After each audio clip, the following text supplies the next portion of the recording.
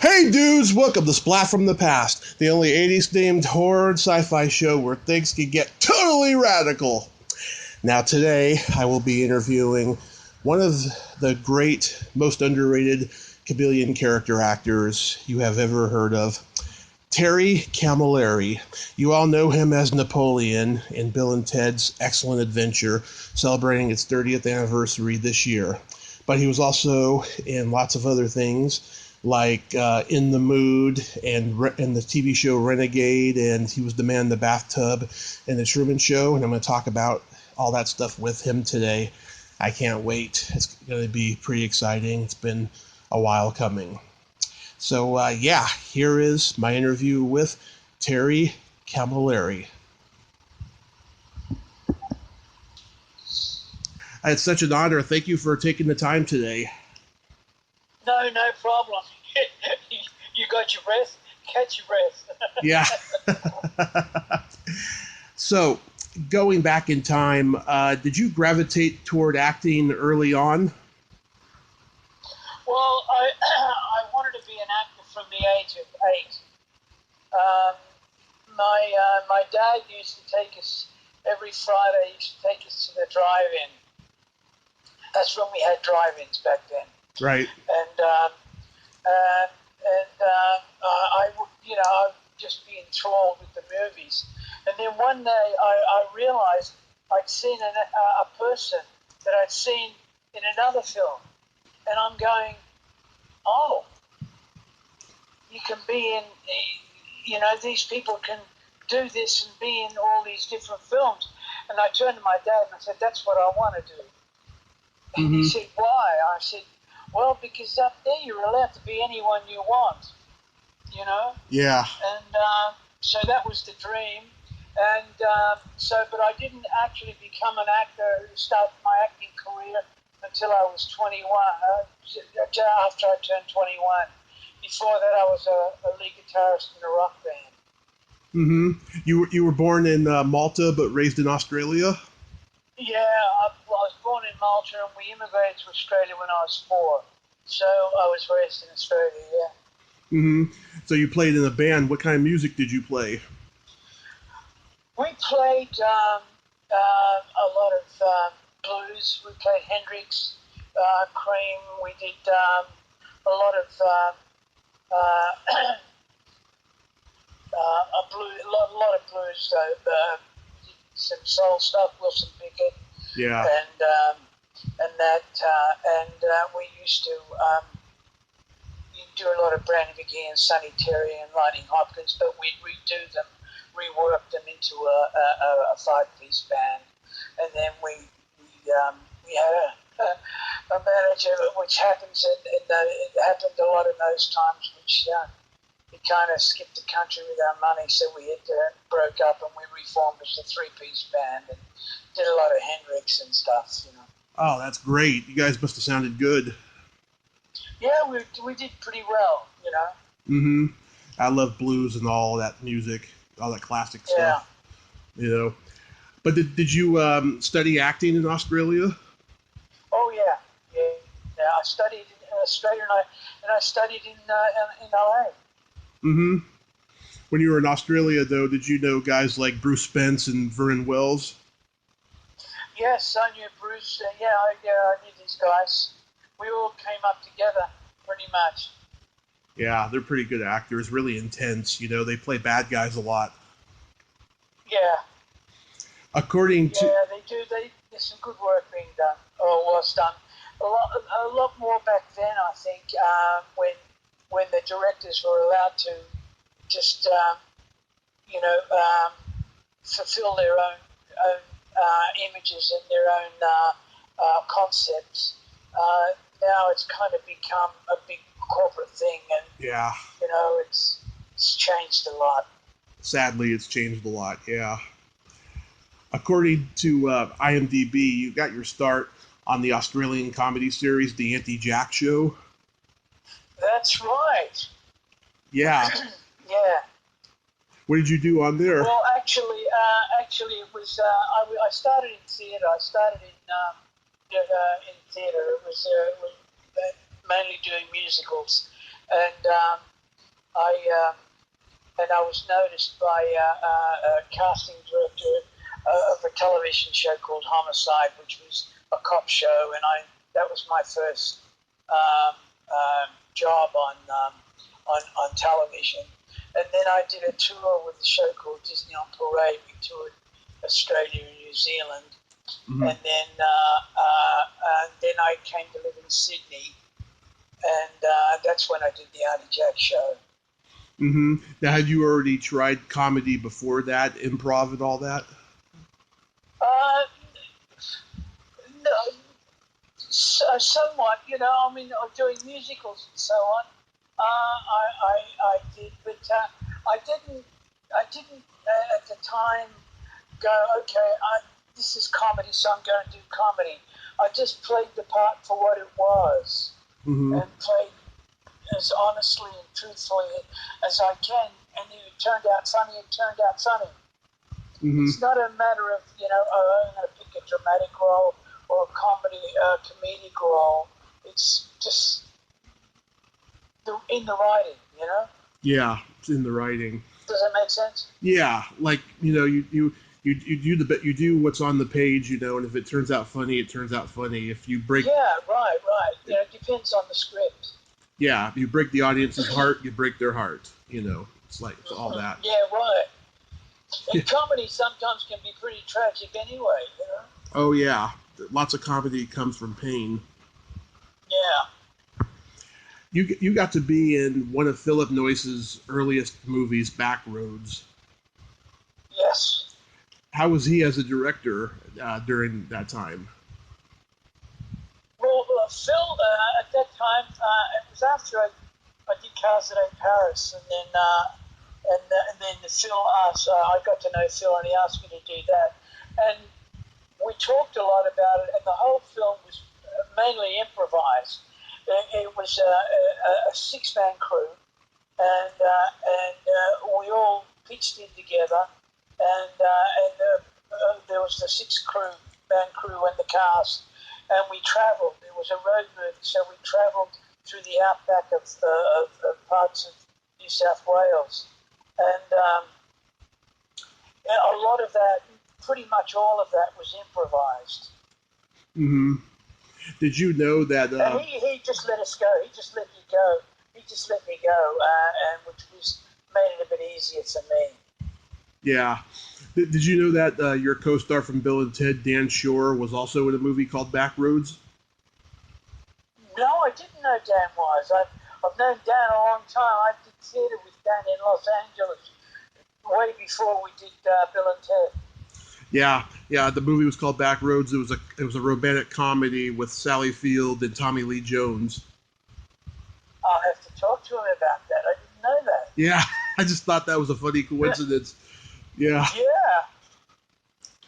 Then you got to be a villain in The Night the Prowler. Yes. It was a Patrick White short story. I had a choice to do that or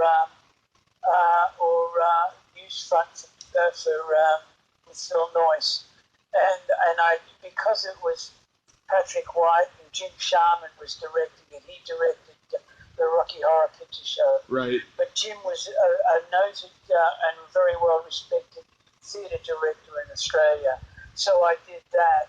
And of course, Newsfuck was the one that was the hit. Yeah. How was he as a director? Who? Jim Sharman. He was good. He was good. He was very theatre orientated, so it was was very very much like a theatre play filmed, but it was good. I enjoyed working with him. Yeah, and were you excited that you got to play a villain? Because I know a lot of actors love playing villains. Yes, I was. You can kind of go crazy, I did another film with Bruce Beresford called Money Movers, where I played a hitman, a person that killed people for a living, and that was interesting. That was fun. Yeah, a lot of people, they love playing villains, and sometimes some people have trouble, coming home with that character they played on the set that day. I've heard.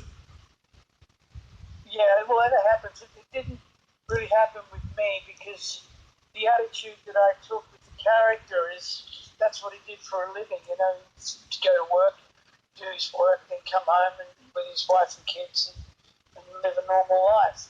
And when I treated him with that attitude, it actually turned out looking more dangerous, So. Yeah. So you played a delivery man in Superman 3. Yeah. Any good stories about that?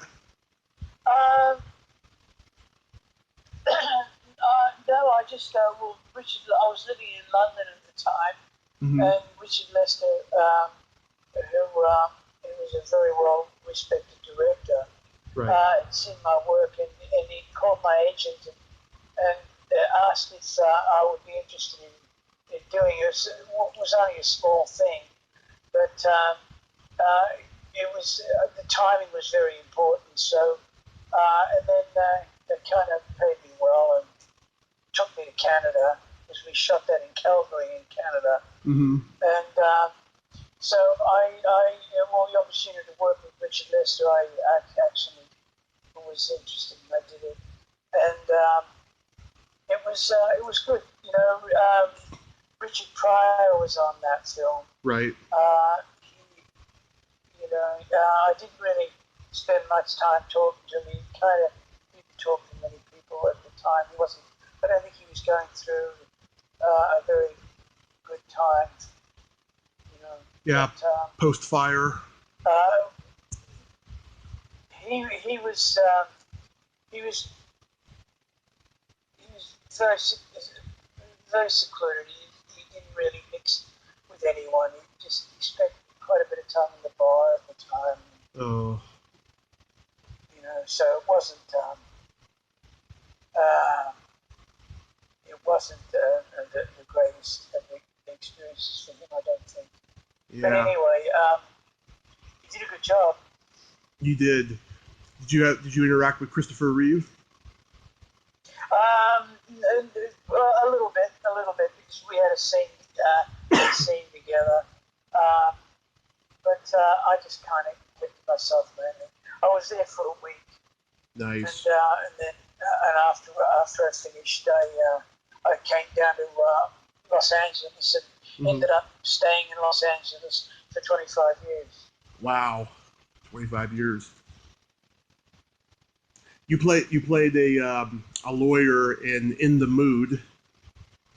Yes. Yeah, I love that movie. It's very underrated. Yeah. Phil Eldon Robinson, the director, as you know, he did In the Field of Dreams and so on. He saw me in a play and asked me about, and saw me in Money Movers as well, because he really liked Bruce Beresford's work. But he asked me to do a bit on a thing. A television series he was directing called the George Burns Comedy Week, and I did an episode of that. Mm-hmm. And then after that, he cast me in the Woo Woo Kid. Wow. It was changed. The title was changed. Yeah. From the Woo Woo Kid to something else. Yeah. It's a really good movie, though. Patrick Dempsey, he's had a huge career since, but he was well beyond his years as an actor at that point. Yeah, he was really, he was a sweetheart to work with. Mm-hmm. A real sweetheart. That's good. But you said you were on George Burns' show. What was George Burns like? No, it was called George Burns Comedy Week, and he introduced the show. I never actually met him or worked with him. I played this wise guy. Oh, I see. In the particular episode. Oh, I see. Yeah, in the Mood, I think it's a very underrated movie, and it's so funny how it was a true story at the time, because that wouldn't happen today. No, absolutely.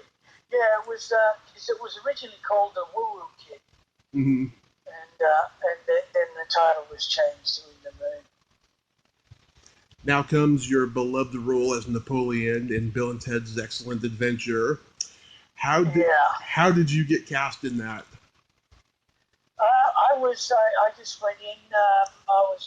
My agent submitted me, and I went in there, and originally there was absolutely no dialogue for the historical figures, so we just met with the director, and I walked in there, and there are all these Napoleon lookalikes, and I'm going, oh Jesus Christ, I'm not going to get this. These guys look, all these guys look like Napoleon. Yeah. And I went in there and sat and talked with Stephen Harry, and we talked about the work that I'd done, and different things, and I ended up getting the role, which was great. Oh yeah, you really embodied how I imagined Napoleon would be. Did you do any research on him beforehand? I did. I thought, well, shit. I went, oh my God, I'm playing this historical figure. I better do some homework here.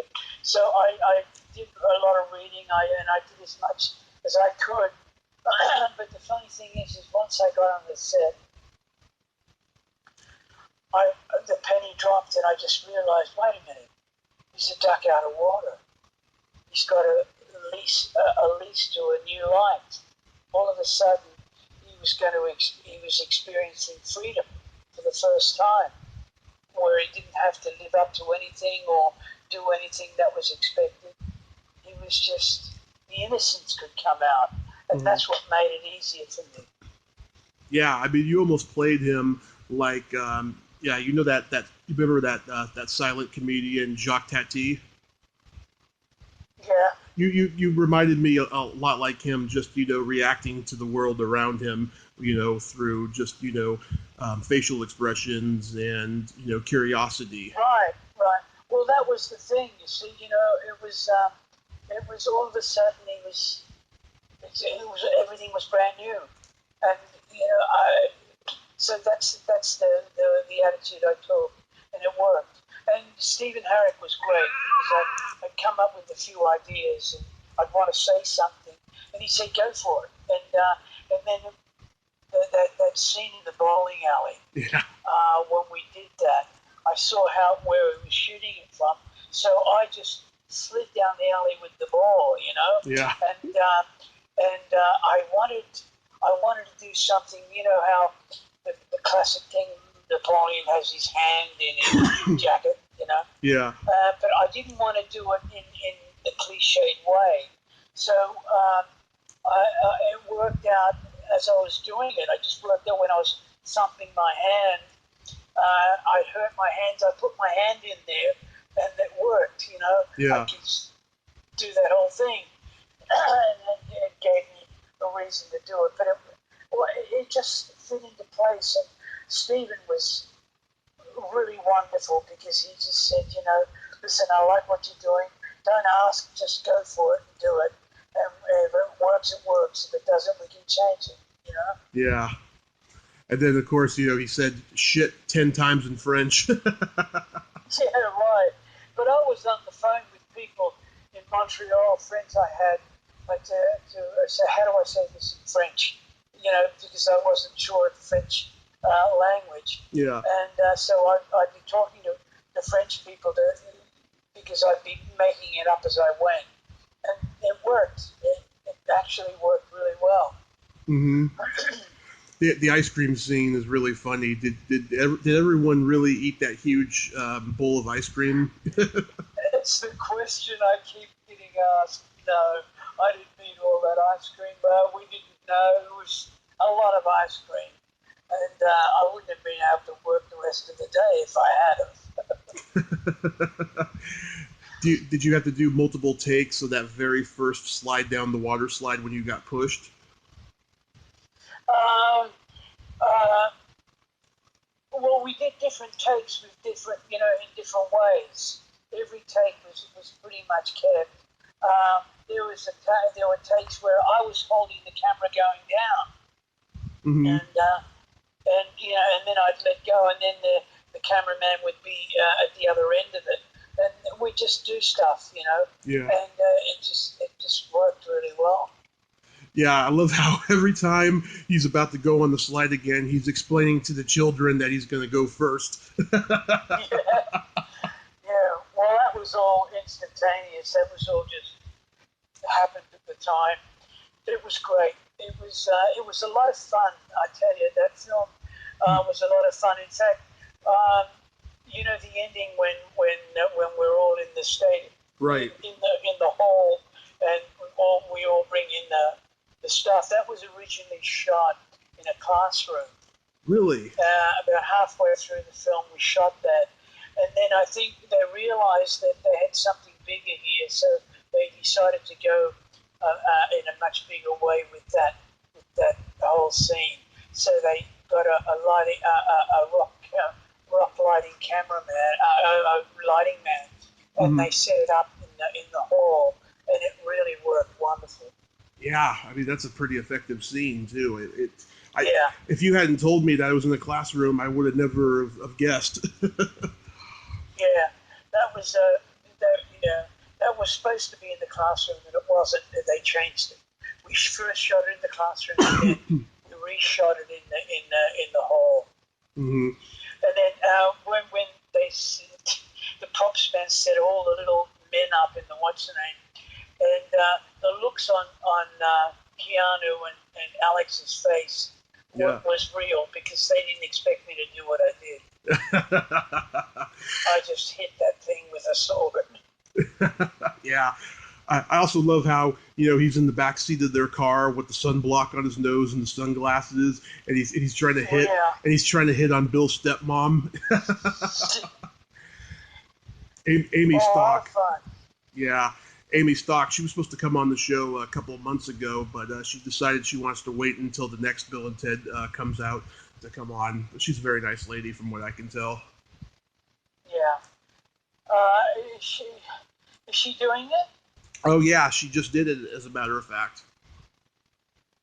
Oh, she's in it. Oh, Dan isn't. We weren't really notified about it. Yeah, they've gone a different way. I don't know why they didn't put Diane Franklin and Kimberly Cates in it, who played the princesses, because they got some younger girls, like in my age group, to play them, which I think is really absurd. But it's corporate politics, like you were mentioning earlier. Yeah, I don't know how it's working, but it's a shame. It would have been great to work to do. It would have been a lot of fun to get together. Of course, I would have missed George, because I really enjoyed spending the time I did with George Carlin. He was such a wonderful man, a real sweetheart. Yeah, but his daughter is in it, at least. Oh, is she? Yes. Oh, I didn't know that. Mm-hmm. She had announced it on Twitter, and she's going to come on too when it comes out next year. So I'm good. Excited about that. Yeah, because I'm a huge George Carlin fan. Yeah. But I'm surprised Napoleon didn't end up in jail like all the other historical figures. No, well, he kind of got away with a lot of shit. Yeah. It was good. Do you ever get invited to any reunions for the movie? I haven't. I don't know if have they had them? Well, they've had like convention reunions. I know Diane and Kimberly do them a lot. I didn't know anything about them. Mm-hmm. And also Al Leong, he does them too. Oh, no, I didn't know. I've never been invited or even notified about them. Oh, that's terrible. It would have been fun to do, but no, I don't know anything about them. And I remember too, you had a recurring role on Renegade. Yeah. That was for a couple of years. I did that. That was good. That was a lot of fun. You played a con artist gambler. Crazy character.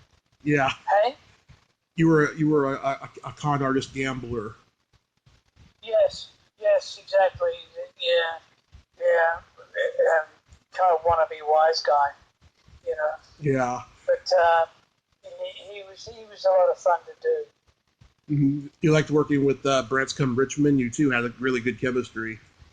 Yeah, Branscombe was real cool. And you know, Lorenzo was cool too. But Branscombe, we got a pretty good friendship going. Oh, that's good. Kathleen, she'd been fired from the show, right? By the time you got there. Yeah, yeah. She's a friend on the podcast. She comes on quite frequently. Very nice lady. Yeah. God, you seem to have done your homework. Oh yeah, I do thorough research. I want to let everyone know, how much I love their work and how much, I research it and stuff like that. That's cool. Good for you. Thank you, thank you. Did you get to meet Johnny Cash when he was on the show? Yes, I did. I was saying to a friend the other day, actually, we were talking about it, that I regret not asking him to get have a photograph taken. Mm-hmm. I just didn't want to, impose, disturb his private time, Yeah, that's unfortunate though that you didn't get that. That would have been nice. Yeah, it would have been, but oh well. Yeah. How did you get to play the man in the bathtub in the Truman Show? Well, I'd worked with Peter Weir before. I'd worked with him. I played the lead in his first film, The Cars That Ate Paris. Mm-hmm. And then I did a thing called Luke's Kingdom with him. And then he knew I was in the States because we kept in touch. And he called me and said there was this part that if I was interested, he would like to use me in the Truman Show. So he sent me the script. I read it, and then I called him straight back. And of course, I'll do it. Mm-hmm. It was well, doing anything with Peter Weir, I'd do anything with him. He's such a great director and such a wonderful person. Mm-hmm. But we were about a week before we had to go in and shoot. I went on the set and I asked him. I said, "Would it be possible if because I was in the bathtub just watching the television, mm-hmm. and I said, would it be possible to have my lunch in there and the phone and toys and magazines and things?" He said, "Absolutely." He said, "You can have all that," because I wanted to create a reality. And I said, and he said, "But the only thing you can't have is a rubber duck." I said, no problems. So we had his lunch in there and the phone, and we actually did another scene where I was on the phone and holding the magazine, trying to buy something, and insisting that it was available, and having this argument on the phone with people, with the merchandising people. Mm-hmm. But it wasn't used because it was just it was going to take focus away from the important part when Jim was leaving, so we didn't use that scene. Mm-hmm. So he didn't use that scene. Yeah. So when did you move back to Australia? I moved back in 2000, Christmas 2004, because I wanted to spend some more quality time with my parents because they were getting on, and I'm glad I did because I got to spend 10, 15 years with them before they passed away, and that was important. That's very important to me. Mm-hmm. No, that's good that you got to do that. But you're still... But I was coming back and forth to America every year anyway, so... Yeah, but you're still out there working, right? Yeah. I just did not long ago, I did an episode of Preacher. Mm-hmm. I was shooting it here, so I did an episode of that. But I did some work on a show called Longmire for Netflix too. Mm-hmm. Do you do a lot of theater out there? I did. Yeah, I did. I did an amazing play called The Laramie Project 10 years later. Oh yeah. Which was a huge hit over here. Mm-hmm. We had the Laramie Project movie out here like 15 years ago or something. Yeah. Do you have any upcoming roles that you want to plug? No, well, the last film I did was an amazing film, a really good film. It's called The Death and Life of Otto Bloom. It's about a man that doesn't remember the past but remembers the future. Huh. It's a great film. I don't know if it's going to get a release. I don't play that character. There are 4 characters that are interviewed throughout the film, and the story unfolds. It's a wonderful film. It's a really interesting film. I don't know if it's getting a release over in the States or not. Hopefully it will.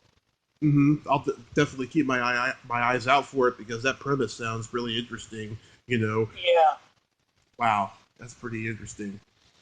Well, Terry, I thank you so much for coming on today. This was a great conversation. You're very welcome, my man.